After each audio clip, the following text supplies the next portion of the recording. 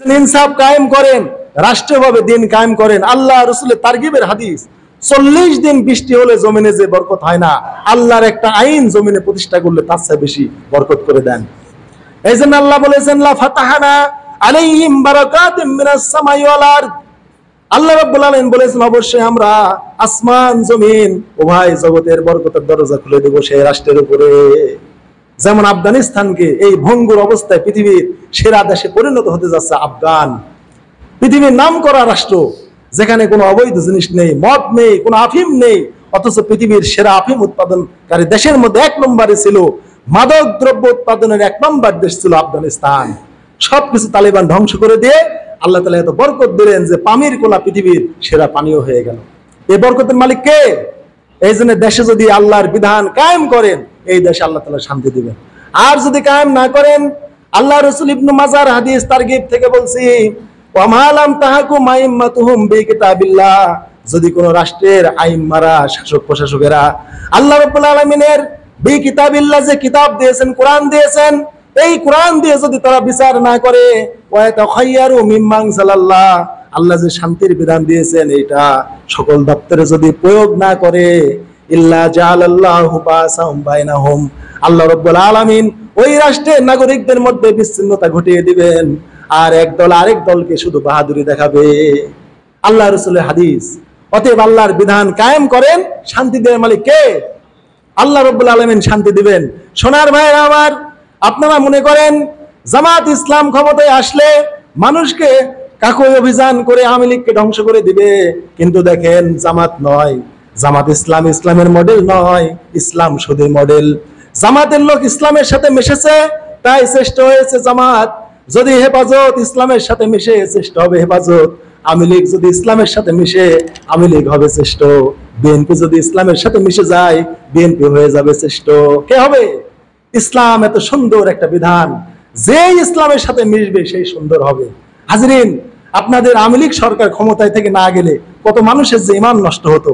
আমার ভাইরা, যে আওয়ামী লীগের পিরিয়ডে মার্ডার কেসের আসামি আমার ইউনিয়নের মধ্যে 2 নম্বর মার্ডার কেসের আসামি, সে আমাকে বলল যে ভাই, সাইদি সাহেব যদি আল্লাহর একজন প্রিয় বান্দা হবেন, আমার ছোট সমুদ্রের বিয়েতে গত ফেব্রুয়ারি মাসে বলল, সাইদি সাহেব যদি আল্লাহর ওলি হবেন, আলেম হবেন, কামলেওয়ালা হবেন, তাহলে তাকে এই অবস্থা কেন, সে কারাগারে কেন? আপনি জবাব দেন। আর এই সরকারকে কেউ নামাতে পারবে না, এই বিশ্বাস ছিল না? এই সরকারকে কেউ নামাতে পারবে না, এটা বললে তার ঈমান থাকে না ভাই। তাহলে আপনি বিশ্বাস করলেন একে কেউ নামাতে পারবে না, এই বিশ্বাসটা করলে তার ঈমান থাকে না, তাহলে এটা সরকার স্বৈরাচার পতনের দ্বারা আপনার ঈমান বেঁচেছে। তখন আমি ভাইকে বললাম, ভাই, ইউসুফ আলাইহিস সালাম কারাগারে ছিল, কিন্তু সে কি জুলাইখার সাথে খারাপ ব্যবহার করেছিল? ইউসুফ আলাইহিস সালাম তো আল্লাহকে বলেছিলেন, রব্বুল আলামিন, এই পৃথিবীর জান্নাতি মানুষের অর্ধেক চেয়ে আমাকে দিয়েছো, অর্ধেক দিয়েছো আমার মাকে আর পৃথিবীর সমস্ত মানুষকে, এই নারীরা আমাকে চায় আল্লাহ। সূরা ইউসুফ পড়ে দেখেন, যখন ওই মিশরের নারীরা যখন ওই জুলাইখার সাথে ইউসুফ আলাইহিস সালাম শুধু হেঁটে গিয়েছেন পাশ দিয়ে, তারা হাত কেটে ফেলেছে আর ইউসুফ আলাইহিস সালামের দিকে চেয়েছে। ইউসুফ আলাইহিস সালাম বলেছেন, রব্বুল আলামিন, এই নারীরা আমার কাছ থেকে যে প্রেম নিবেদন কামনা করছে, এইটা চাইতে আমি রব্বুল আলামিন কারাগারকে ভালোবাসি। আল্লাহর কাছ থেকে তিনি কারাগার চেয়ে নিয়েছেন, যে নারীরা যে আমাকে, মানে আমার সতীত্ব, আমার হরণের জন্য, আমার সাথে তারা রেপ খেলার জন্য, ধর্ষণ ব্যভিচারে লিপ্ত করার জন্য আমাকে যে প্রলোভন দিচ্ছে, এই মিশরের শ্রেষ্ঠ সুন্দরী নারীরা, এই জুলাইখা সহ, আল্লাহ এদের সাথে প্রেম নিবেদন করার চাইতে আপনি আমাকে কারাগারে ভরে রাখেন। আল্লাহর কাছ থেকে কেউ কি কারাগার চায়? কিন্তু ইউসুফ আলাইহিস সালাম কারাগার চেয়েছেন।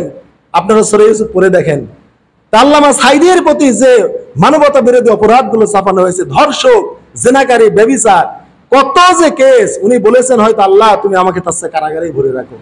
কারাগার তো যা নবীদের সিফত। আমি তাকে যখন বুঝালাম, বললে যে ভাই না, আমি এই ব্যাখ্যা আমি নিলাম না, তারা নেবে না। তো এখন দেখেন, সরকার চলে যাওয়ার দ্বারা আপনাদের ঈমানটা বেঁচেছে, যে না, আল্লাহ তাআলা পতন ঘটাতে পারে। যদি না যেত, হতো না। এই রক্ত পিপাসী স্বৈরাচারী কত কি করলো। তারা 14 আগস্টে সাইদি সাহেবকে যখন একটা সিরকুট লিখে নিয়ে তাকে তুললো, সাথে সাথে বেডিংটা জোগায় ফেলা হলো। তার মানে ইনি আর এই বেডিং এ শুবেন না। হাসপাতালে নিয়ে যাওয়া হলো সুস্থ অবস্থায়, হাসতে হাসতে। আর এইটা একটা ভালো মানুষের গুণ।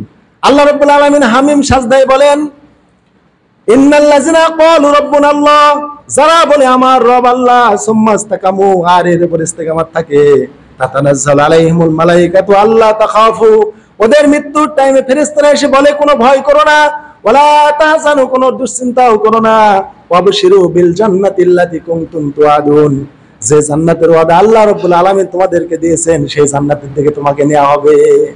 নাহানু আউলিয়াকুম ফিল হায়াতিদ দুনিয়া, ও মুমিন ব্যক্তি, আল্লাহর ওলি, দুনিয়ার জীবনে আমরা তোমার সাথে ছিলাম, ওয়া ফিল আখিরাতে তোমাদের সাথে থাকবো, কোনো চিন্তা করো না। নুজুলাম মিন গফুরির রহিম, আল্লাহ রাব্বুল আলামিনের পক্ষ থেকে তোমাদের আপ্যায়নের ব্যবস্থা আছে। ওনাকে তো আল্লাহর ফেরেশতারা আহ্বান করেছেন, আল্লাহ এটা হামিম সাজদায় বলেছেন। মৃত্যুর সময়ে আল্লাহর প্রিয় বান্দাদের নিকটে ফেরেশতারা এসে এই কথা বলতে থাকে, তখন তারা মুস্কি হাসে। জান্নাতের যখন খোঁজ খবরই দেয় তারা মুস্কি হাসে। আমরা আল্লাহর এই প্রিয়তম ওলিকে দেখেছি, যখন তাকে সেই পিজন ভ্যানে করে নিয়ে যাওয়া হচ্ছিল, পুলিশের কাঁধে ভর দিয়ে মুস্কি হাসিছিল, তার দাঁতগুলো বের করে কি সুন্দর মুস্কি হাসতেছিলেন, যেন মৃত্যুর দিকে তাকে না, তাকে জান্নাতের দিকে নিয়ে যাওয়া হচ্ছে। এটাই আল্লাহ বলেছেন, নুজুলাম মিন গফুরির রহিম, তোমার রবের পক্ষ থেকে তোমাকে আপ্যায়ন করা হবে, আজকে চলো। তারপরে আল্লাহ বলেছেন, ইয়া ইবাদি আল্লাযিনা আসরাফু আলা আনফুসিহিম, হে বান্দারা যারা নফসের প্রতি জুলুম করেছো, লা তাকনাতু মির রাহমাতিল্লাহ, আল্লাহ রহমত থেকে তোমরা নিরাশ হও না, আল্লাহ তাআলা ক্ষমাশীল। মুমিন ব্যক্তিকে আল্লাহ কত সুসংবাদ দেন, ইয়া আইয়াতুন নাফসুল মুতমাইন্না ইরজিলা রাব্বিকি রাদিয়াতাম মারদিয়া, হে নফসে মুতমাইন্না, প্রশান্ত হৃদয়, তোমার রবের সন্তুষ্টির দিকে চলো। ফাদখুলি ফি ইবাদি, তুমি আমার ইবাদতে ছিলে, ওয়াদখুলি জান্নাতি, তোমাকে জান্নাতে নিয়ে যাওয়া হচ্ছে। এইজন্য হাজিরিন, যারা আল্লাহর বিধান মানে, আল্লাহর প্রিয় ওলি, মৃত্যুর টাইমে কোনো তাদের পেরেশান থাকে না, কোনো ভয় থাকে না। আমাদের মতিউর রহমান নিজামীকে আপনাদের প্রাণপ্রিয় লোক, আপনাদের এলাকার মানুষ, এই সাথিয়ার মানুষ, মৃত্যুর আগে কোনো রকমের বিষণ্ণতা তাকে পেয়ে বসে নাই। সাইদি সাহেবকে মৃত্যুর আগে কোনো রকমের বিষণ্ণতা তাকে পেয়ে বসে নাই। আর এই সব বাম রাম রক্তপিপাসী ডাইনি, এদেরকে নিয়ে যান, দেখেন এরা কি করে। এদের অন্তরটা শুকে যাবে, এদের অন্তর রুষ্টাগত হয়ে যাবে।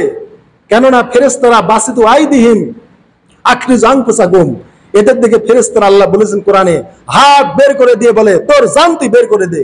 এইভাবে কষ্ট করে টান দিয়ে তার জান বের করে নেওয়া হয়। আর মুমিন ব্যক্তিকে এমন ভাবে জান বের করা হয়, যেমন পাত্র বা বদনা উপর করে ঢাললে তার নালা দিয়ে অনায়াসে পানি বের হয়ে যায়। মুমিনকে এত সুন্দর ভাবে আল্লাহ তাআলা জানটা কবজ করে নিয়ে যান। শুধু কি তাই, ওই রুহুটা আবার হাদিসে আছে, জান্নাতের রেশমি কাপড়ে রেখে ফেরেশতারা একের পর এক আসমানে যেতে থাকে, এবং প্রত্যেক আসমানে রুহের সুগন্ধ বের হয়। তারপর আল্লাহ দপ্তর পর্যন্ত যখন চলে যায়, আল্লাহ বলেন, একে ইল্লিনে, জান্নাতীদের জায়গায় এর রুহুর নামটা লিখে ও রুহুটা কবরের দেহে ফেরত দিয়ে আসো, কেননা কিয়ামত পর্যন্ত কবরে থাকতে হবে।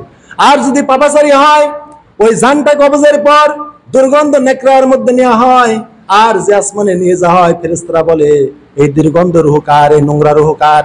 বলে, দুনিয়ার অমুকের বেটা অমুকের, অমুকের বেটা অমুকের, অমুক স্বৈরাচারের, সব হেটাও হেটাও। যে আসমানে নেওয়া হয় দুর্গন্ধার দুর্গন্ধ, আল্লাহ দপ্তর পর্যন্ত যখন চলে যায়, আল্লাহ বলেন, একে সিজনে জাহান্নামীদের মধ্যে এই রুহের নামটা লিখে ওর দেহে ফেরত দিয়ে আসো, কেননা কবরে কিয়ামত পর্যন্ত এই রুহ সহ তাকে অবস্থান করতে হবে। কার ফয়সালা ভাইরা? আল্লাহর ফয়সালা। এই সাইদি সাহেবকে 14 আগস্টে ফাঁসি দেওয়া হলো, আর মনে করলো 15 আগস্টে আমরা আনন্দ করব, কিন্তু আনন্দ কি হলো? যার ওয়াজ নসিহত বন্ধ করার জন্য মৃত্যুর দুয়ারে পৌঁছে দেওয়া হলো। আমরা 14 আগস্টে দেখলাম যে 15 আগস্টে যার ওয়াজ বাজবে, যার বক্তৃতা বাজবে, তার বক্তৃতার পরিবর্তে সাইদের বক্তৃতা বাজলো। এই স্বপ্ন কি মানুষ দেখেছিল? কোনোদিন কেউ কল্পনা করে নাই। সম্মানের মালিক কে? সোনার ভাইরা, দেবীপুর বাজারে ওয়াজ বেজেছে, আতাই গোলা গেলাম, স্কয়ার মার্কেটের 4 তলার উপরে ওয়াজ বাজতেছে দিলওয়ার সাইদি রাহিমাহুল্লাহ, আর মুরব্বীদের চোখে দেখলাম শুধু পানি আর পানি। সাইদি সাহেবের যখন নামাজের ওয়াজটা বাজতেছে, আমি আতাই গোলা বাজারে যখন বিকালে গেলাম, মুরব্বীদের মধ্যে কি কান্নার চেহারা, চোখ দিয়ে পানিগুলো বেরিয়ে যাচ্ছে। নামাজের ওয়াজটা বাজতেছে, মনে হচ্ছে যেন তিনি জীবন্ত মানুষ ওয়াজটা করছেন। এই সোনার মানুষের ওয়াজটা আমরা 15 আগস্ট হয়তো আমরা নিজ কানে নিজ চোখে দেখে শুনতে পারতাম, আল্লাহর ফয়সালা থাকলে।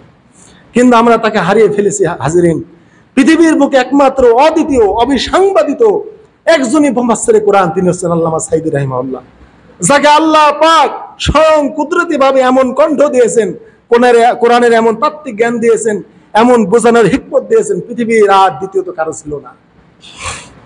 এমন নসিহতের বাণী যার কথা শুনে হিন্দুরা পদে ইসলাম কবুল করেছে। সুখরঞ্জন বালি তার জানাজার নামাজে শরীক হয়েছে। সুখরঞ্জন বালির চোখে পানি দেখা গেছে। যে সুখরঞ্জন বালিকে মিথ্যা সাক্ষ্য দিয়ে নিয়ে গেছে, কিন্তু সে মিথ্যা সাক্ষ্য দেয় নাই। মুসলমানদের উপরে হিন্দুরা জিতে গেছে। এসকে সিনহা হিন্দু মানুষ, প্রধান বিচারপতি সাইদিকে ফাঁসির আদেশ দেয় নাই, বিদেশে চলে গেছে, তবু মিথ্যা রায় দেয় নাই। কিন্তু রায় দিয়েছে কালো মানিক, ধলা মানিক, কত মানিক। আজ তাদের কি অবস্থা হাজিরিন, কেউ কল্পনা করে নাই। এই জন্যে আল্লাহর আইন কায়েম করেন। আল্লাহর আইন, আল্লাহর বিধান যে জড়িত হবে সেই সম্মানিত হয়ে যাবে। এই জন্য আওয়ামী লীগের ভাইরা মনে করতে পারে আমরা চিরনি অভিযান করেছি, জামাত আসলে আমাদের উপর কাকই অভিযান হবে। না, হবে না। আমাদের শায়েখ বলেছেন, ডাক্তার শফিউর রহমান বলেছেন, আমরা দলীয়ভাবে জামাতের পক্ষ থেকে আমরা আওয়ামী লীগকে মাফ করে দিলাম, ওদের প্রতি আমাদের কোনো প্রতিশোধের বিষয় নাই। হাজিরিন, এইটাই হচ্ছে ইসলাম, এটা জামাত না। জামাত ইসলামের সাথে জড়িত হয়েছে, ইসলামের সৌন্দর্য তাদের ভিতরে ঢুকে গেছে। আজ যদি জামাত না হয়ে যে জ্বালাও পোড়াও করেছেন, যতগুলো নেতাকে ফাঁসি দিয়েছেন, বিপরীতে যদি আল্লাহ রাব্বুল আলামিন আপনাদের বিজয় দান করতেন, আপনারা কি করতেন? ঘরে ঘরে আগুন জ্বালিয়ে শেষ করে দিতেন হয়তো। কিন্তু এরা কোনো মানুষকে হত্যা করে নাই। দেশটা কত স্বাধীন, কত শান্তি এখন। আর হিন্দুদের মন্দিরে আর ভাঙচুর নাই, মূর্তির ভাঙচুর নাই। সব কিছু আধিপত্য বিস্তারকারী এই স্বৈরাচারী ডাইনি সব কিছু করাইছে। আজ হিন্দুরা শান্তির সাথে রয়েছে, কেউ তো তাদের মন্দির ভাঙতে যাচ্ছে না, মূর্তি ভাঙতে যাচ্ছে না। এ দুর্বৃত্তরা এগুলো করেছে। এই জন্য হাজিরিন, পৃথিবী চিরদিনের না, ক্ষণিকের। আল্লাহ যে 2 দিনের জন্য দুনিয়াতে নিয়ে এসেছেন, রাখবেন আল্লাহ, সেই 2 দিন আল্লাহর বিধিবিধান কায়েম করতে হবে। তাহলে আল্লাহর জমিনে যদি আল্লাহর বিধিবিধান কায়েম করা যায়, বরকত দেন কে?